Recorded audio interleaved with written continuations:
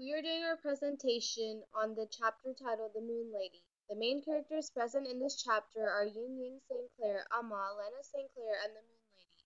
Ying Ying poignantly tells the story of how she lost herself, once in her childhood and now. She says that she surrendered her identity and transformed into a mere shadow, insubstantial and fleeting. Amma is the nurse of Ying who took care of her and also first told her the story of the Moon Lady.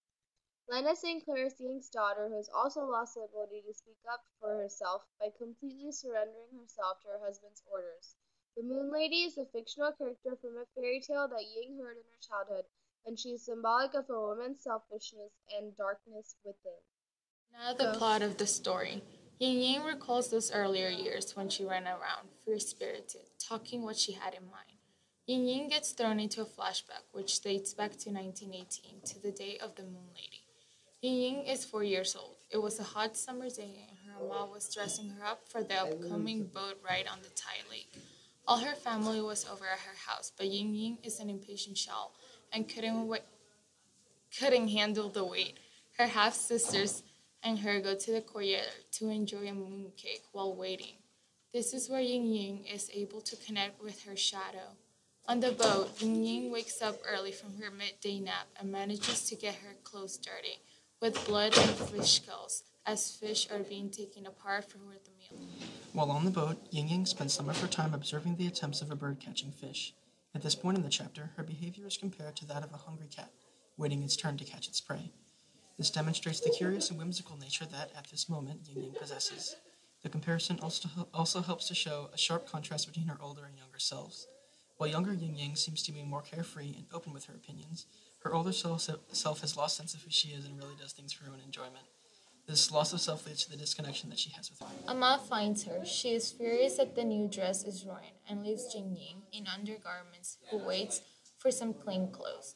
As she waits attentively, Jing Jing accidentally falls off the boat but is saved right away by some fishermen who decide to leave her on the shore, hoping her family would find her there. After watching and listening to a banquet on the pavilion, firecrackers startle Yin Yang, and she falls into the water.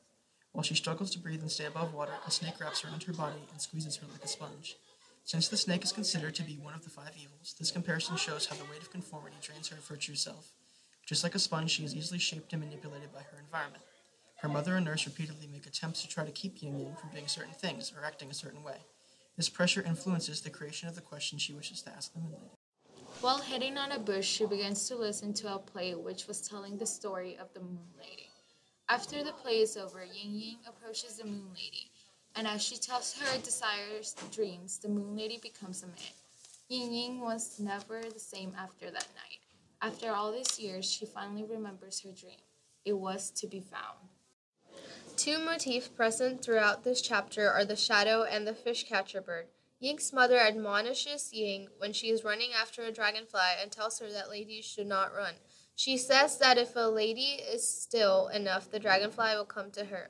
This causes Ying Ying to discover that her shadow represents the dark side of her and also has the same restless nature. The shadow is symbolic of Ying Ying being pulled between her conformity and her independence, which eventually leads to her isolation. Ying Ying is like the bird with the ring around its neck, but she's shackled by psychological rather than physical means. Ying Ying has repressed her identity for so many years that she's unable to communicate with her daughter. This shackle of communication, ironically, yokes the two women, despite the fact that the daughter blocks out her mother's voice by using a mechanical device.